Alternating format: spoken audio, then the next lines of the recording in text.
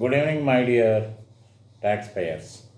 జనరల్గా గత కొన్ని సంవత్సరాలుగా ఫిబ్రవరి మార్చిలో ప్రతి ఎంప్లాయీ, అది లోయర్ శాలరీ ఉన్న ఎంప్లాయీ కానీ, హయ్యెస్ట్ శాలరీ ఉన్న ఎంప్లాయీ కానీ, ఎక్కడ చూసినా, బార్లో చూసినా, టీ స్టాల్లో చూసినా, ఎక్కడన్నా గుంపుగా నలుగురు ఫ్రెండ్స్ కలిసినా కూడా ఈ ఇన్కమ్ ట్యాక్స్ వల్ల నాకు 2 నెలల జీతం పోతోంది, ఇలా ఇచ్చినట్టే ఇచ్చి తీసేసుకుంటున్నారు, ఈ బాధలు పడలేకపోతున్నాం అనే బాధ సర్వత్రా వినిపించేది.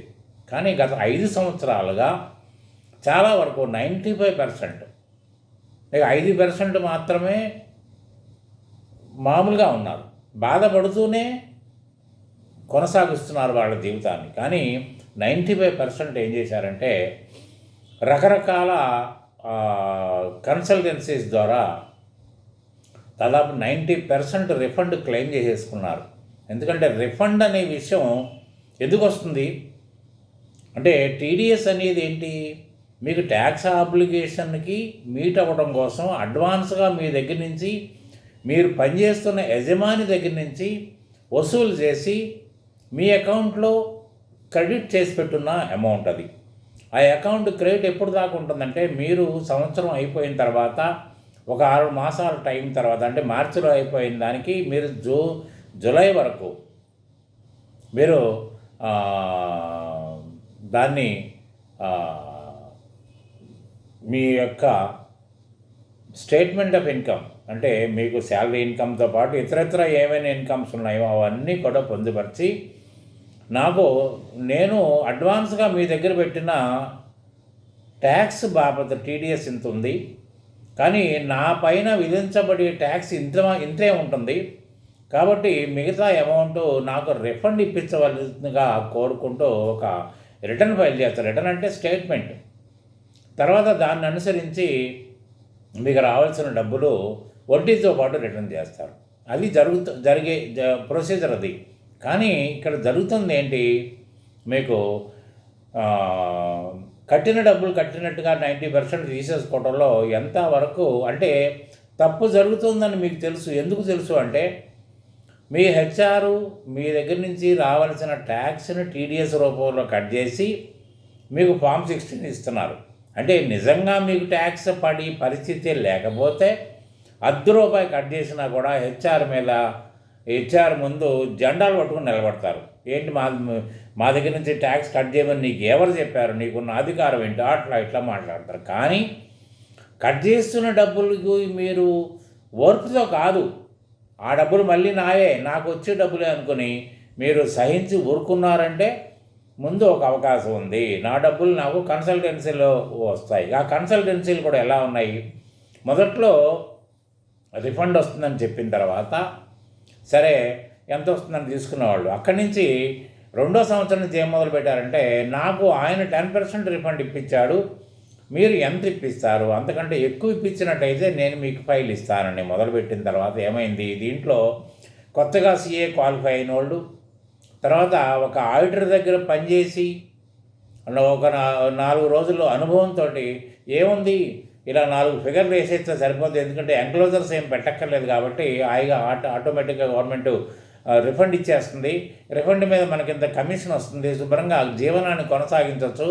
ఇవాళ నిరుద్యోగ సమస్య ఉందని ఎవరున్నారు, ఇది నిరుద్యోగ సమస్య తీర్చే మార్గం అనుకున్నారు ఏమో, కానీ అందరూ దానికి వెరబడ్డారు. మా బోర్డు సీనియర్స్ మా ఇంటికి రాల్చుకోవడం ఎందుకు, మిమ్మల్ని బ్లాక్ లిస్ట్లో పెట్టించుకోవడం ఎందుకంటే భవిష్యత్తు మాకు తెలుసు, రేపటి రోజున జరగబోయేది మాకు బాగా తెలుసు, నేను జరగబోయేది ఇది అని నేను ఎన్నో రకాలుగా ఎన్నో వీడియోల్లో కూడా పెట్టాను.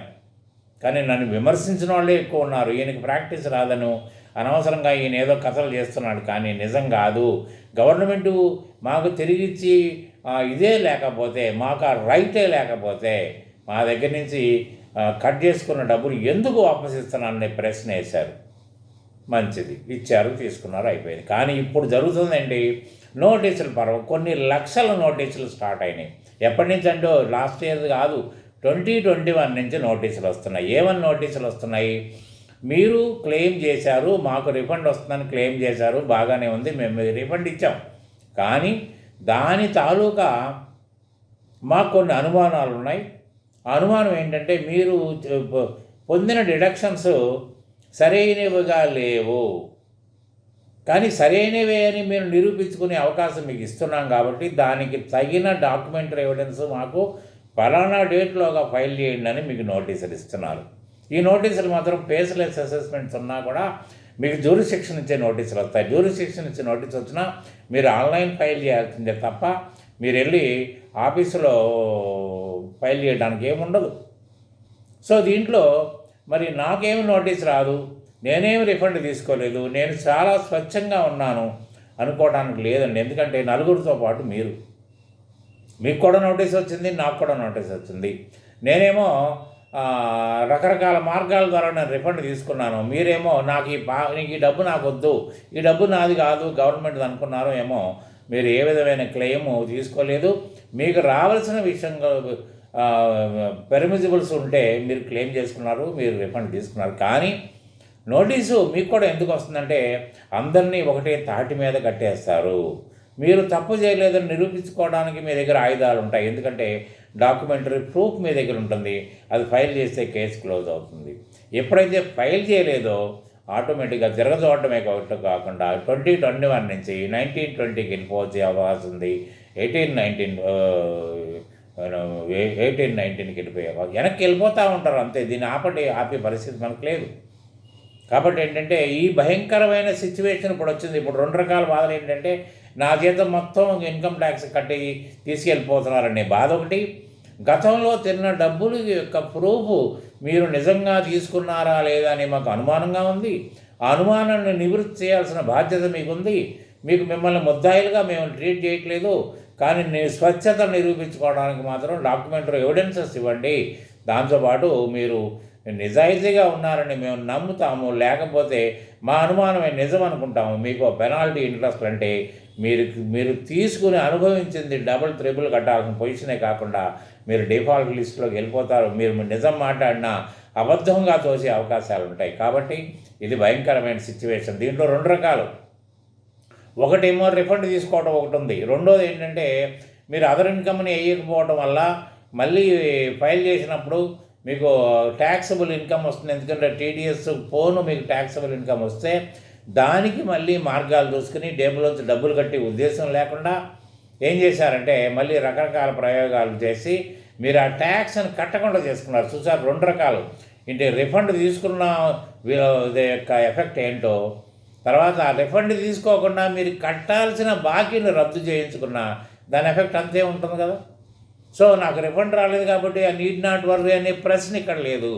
రిఫండ్ వచ్చినా రాకపోయినా మీ ప్రాక్టీస్ బయటకు వచ్చే అవకాశం ఉంది. తర్వాత ఇంకొకటి ప్రాబ్లం ఏంటంటే ఇప్పుడు మీరు ఒక సమర్థుడిని ఎన్నుకున్నారు అంటే చాలా తక్కువ మంది ఎన్నుకున్నారు. సమర్థుడు ఎప్పుడు కూడా మీరు అడిగినా కూడా రిఫండ్ ఇప్పించే ప్రశ్న ఉండడు. ఎందుకంటే వాడి స్కిన్ని బ్లాక్ చేసుకోవడం, వాడి ఎంట్రుకలు బ్లాక్ చేసుకోవడం. కాబట్టి అటువంటిప్పుడు ఇవాళ కనుక నోటీస్ వస్తే మీరు ఎవరైతే రిఫండ్ ఇప్పించారో వాళ్ళని అప్రోచ్ అయితే వాళ్ళు ఏమీ చేయలేని పొజిషన్ ఉంది. ఎందుకంటే వాళ్ళకి ఆ మంత్రాలు తెలియవు. మంత్రాలంటే దీంట్లో దాన్ని ఏ విధంగా నోటీస్కి ఆన్సర్ చేయాలి, మంత్రాలంటే మళ్ళీ తప్పుడు మార్గం కాదు. ఆ నోటీస్కి ఆన్సర్ ఎలా చేయాలి, దీంట్లోంచి ఎలా బయటపడాలనే మార్గం చెప్పే పరిస్థితి వాళ్ళకు ఉండదు. కాబట్టి మీరు చచ్చినట్టు మళ్ళీ ఇంకొకరిని కన్సల్ట్ చేయాల్సిందే. వాళ్ళు చెప్పిన తీరులో మీరు ఫాలో కావాల్సిందే. మీరు ఎవిడెన్సెస్ అన్ని ప్రొడ్యూస్ చేయాల్సిందే. మళ్ళీ ఫైల్ చేసి మీరు స్వచ్ఛత నిరూపించుకోవాల్సిన పరిస్థితి ఉంది. కాబట్టి ఇవాళ నోటీసులు ఇష్యూ అయిపోయినాయి. మీకు ఎస్ఎంఎస్ వస్తుంది. ఆ ఎస్ఎంఎస్ ద్వారా మళ్ళీ మీరు లాగిన్ అయ్యి చూసుకోండి. లేకపోతే మీ ఎస్ఎంఎస్ వస్తే మాకు ఫార్వర్డ్ చేయండి. మా వాట్సాప్ నెంబర్ మీకు డిస్క్రిప్షన్లో ఉంటుంది. దాంట్లో ఎంత డెప్త్ ఉందో నోటీసులో మేము చెప్తాం. అవసరం అనుకుంటే మాతో చేయించుకోండి, రిలీఫ్ పొందండి. లేకపోతే మీరు తగిన వాళ్ళని ఎంచుకోండి, రిలీఫ్ పొందండి. అంతేగాని మీరు ఏమవుతుందని కనుక వదిలేశారు అనుకోండి, మీరు అనవసరంగా ఇరుకుని పడతారు. ఎక్స్పర్ట్ అసెస్మెంట్ అయిపోతుంది, బెస్ట్ జడ్జిమెంట్ అసెస్మెంట్ అయిపోతుంది. మేము నమ్మిందే నిజము, మేము మిమ్మల్ని అనుమానించాము అదే నిజము అనుకుని డిపార్ట్మెంట్ మీ మీద ట్యాక్సులు విధించి మిమ్మల్ని నిద్రపోకుండా చేసే పరిస్థితి ఉంది. కాబట్టి నోటీసులు జారీ అవుతున్నాయి, చూసుకోండి. ఇమ్మీడియట్గా మీరు అప్రోచ్ అవ్వండి. మీరు మా దగ్గర ఫైల్ చేయకపోయినా పర్వాలేదు, నోటీస్ యొక్క సీరియస్నెస్ గురించి తెలుసుకోవాలన్నా మీరు మా టెలిఫోన్ నెంబర్కి సంప్రదించండి. నాకున్న అనుభవంతో కానీ నేను చేస్తున్న డీలింగ్స్తో కానీ నేను మీకు యొక్క కేసు యొక్క డెప్త్ చెప్పగలుగుతాను. కాబట్టి ఏంటంటే మీరు తగిన మార్గాన్ని ఎంచుకొని మీరు బయటపడితే బాగుంటుందనే ఆలోచనతో నేను ఈ వీడియోని మీ ముందు ఉంచుతున్నాను. కాబట్టి అందరికీ నోటీసులు వస్తున్నాయి. దీంట్లో నీతి అవినీతి అనే ప్రశ్న ఇక్కడ ఉండదు. కాబట్టి జాగ్రత్తగా చూసుకోండి. నోటీస్ ఆల్రెడీ మీకు వచ్చి ఉండొచ్చు, లేకపోతే లాగిన్ అయ్యి మీ దగ్గర క్రెడెన్షియల్స్ ఉంటే లాగిన్ అవ్వండి. లాగిన్ అయితే దాంట్లో మీకు నోటీస్ కనిపిస్తుంది. నోటీస్ డౌన్లోడ్ చేసి చూడండి, దాంట్లో అర్థమవుతుంది. దాంట్లో డేట్ కూడా ఉంటుంది, ఎక్కడి నుంచో నోటీస్ వచ్చింది కూడా ఉంటుంది మీకు. కాబట్టి మీరు జాగ్రత్త పడతారని అనుకుంటూ నేను ఈ ఇన్ఫర్మేషన్ మీకు ఇవ్వడం కోసమే ఈ వీడియో చేస్తున్నాను. మీకు కనుక నచ్చి మీ ఫ్రెండ్స్ కూడా సఫర్ అవుతున్నారు అనుకుంటే దీన్ని ఫార్వర్డ్ చేయండి. ఫార్వర్డ్ చేస్తే వాళ్ళు కూడా మా బోటోళ్ళని కాంటాక్ట్ చేసి తగిన రిలీఫ్ పొందే అవకాశం ఉంటుందని తెలియజేసుకుంటూ I'm taking leave from this very video. Good day.